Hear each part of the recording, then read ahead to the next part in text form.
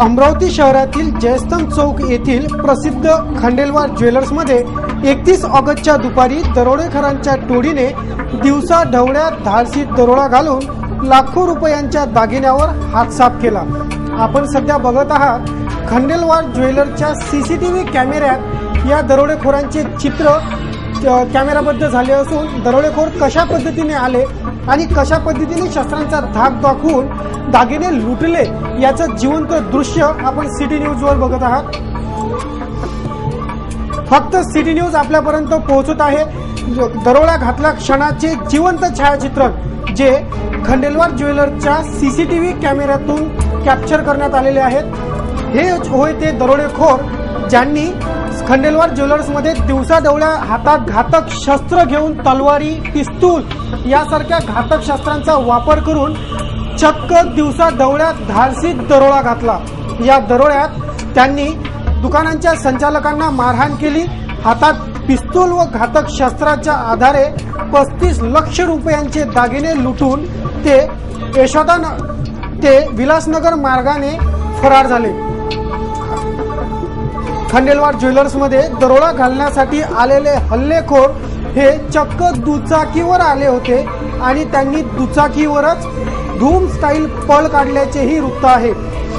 सदर दुकानाचे संचालक सुलभ खंडेलवाल, सदर दुकानाच्या संचालकांचा मुलगा सुलभ खंडेलवाल याने असे सांगितले की हे दरोडेखोर MS 27A 6907 क्रमांकाच्या वाहनाने विलासनगरकडे पळाले असता त्यांनी या दरोडेखोरांचा पाठलाग केला, परंतु हे दरोडेखोर पुष्कळ दूर निघून गेले होते।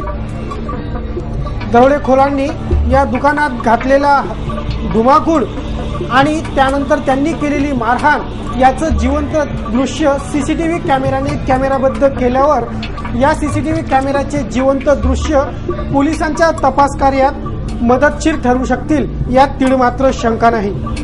या खळबळजनक दरोड्यात हातात रिव्हॉल्वर, तलवारी व घातक शस्त्रे नाचवत खंडेलवाल ज्वेलर्स मध्ये अंदाजे 10 दरोडेखोरांनी उत्पात माजवून अंदाजे 35 लाख रुपयांचे दागिने लंपास केल्याचं वृत्त आहे।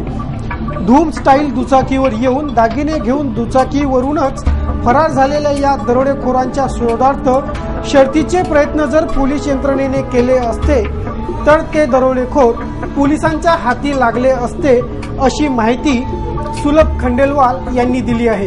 कारण जेव्हा हे दरोडेखोर विलासनगर मार्गे पळाल्याचे पोलीस यंत्रणेला सांगण्यात आले तेव्हा पोलीस आयुक्तांच्या प्रमुख मार्गदर्शनात घटनास्थळी दाखल झालेल्या पोलिसांच्या चमूने तात्काळ जर विलासनगर मार्गावर तपासणी केली असती तर हे दरोडेखोर पोलिसांच्या हाती लागू शकले असते यात तीळ मात्र शंका नाही।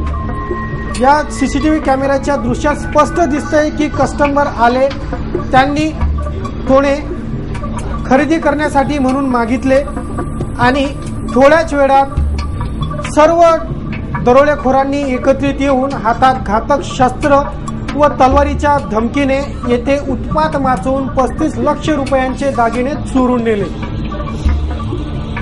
हे जिवंत दृश्य होय खंडेलवाल ज्वेलर्सच्या सीसीटीव्ही कॅमेऱ्याचे।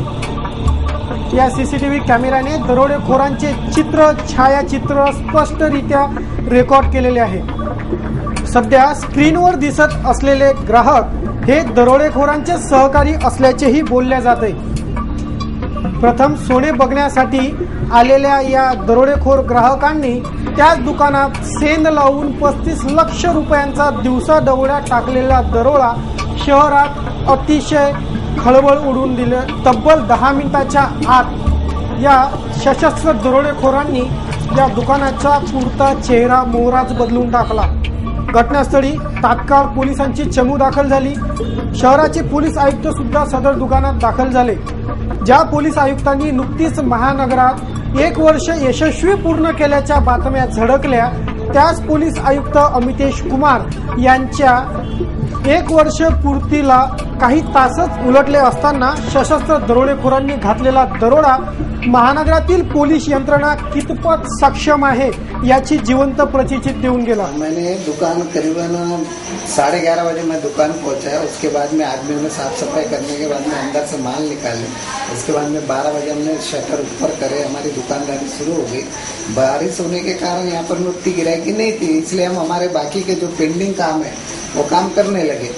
इतने में करीबन 2 बजे के आसपास में हमारे नौकर को एक जना खींच के लाया अंदर में। तो मैंने बोला क्या हो गया भैया, तो उसने सीधा पेट में से एक तलवार निकाल के मेरे तरफ भी मारने को दौड़ा। उसके बाद में देखा तो 6-7 लोग और भी उसके साथीदार है, सबके बाद में पेट के अंदर में तलवार छुपी थी।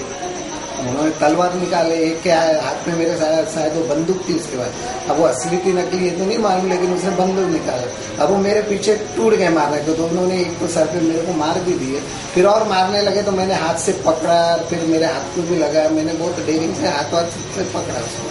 फिर मेरे को मैं भागते हुए गया अंदर की साइड में, फिर वो भी मेरे पीछे पीछे भागे। उसके बाद में फिर वो बोले मैंने बोला भाई तुमको जो भी हो ना तुम माल लेके जाओ, तुम मारते काहे को? मैंने बोला तुम जो उद्देश्य है वो तुम्हारा करो, तुम माल लेके जाना लेके जाओ। मैंने बोला तो नहीं मारा पीटी काहे को करता है। हमारे सब आदमियों को भी उन्होंने मारने के पीछे दौड़े, उनके पीछे।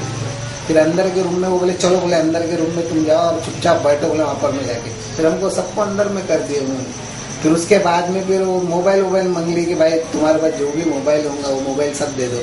फिर हम मेरा तो मोबाइल चार्जिंग को था इसलिए मेरे पास नहीं था, बाकी के मोबाइल शायद लिए कि नहीं लिए तो मेरे को आइडिया नहीं है। उसके बाद में फिर 5 मिनट के बाद में हमारा एक आदमी उठ के देखा, तो जब तक वो बाहर भाग गए थे मेरे ख्याल से शायद वो उनको आइडिया हो गई थी कि बाहर पब्लिक को मालूम हो गया कि भाई हम लोग अंदर है, मतलब ये गुंडे लोग अंदर, ऐसा उनको शायद शंका हो गई थी, इसलिए वो जल्दी वहां से निकल के भागे। तो हम भी फिर उसके पीछे पीछे धीरे से हम भी निकले, तो देखते तो वहाँ पब्लिक बाहर खड़ी थी।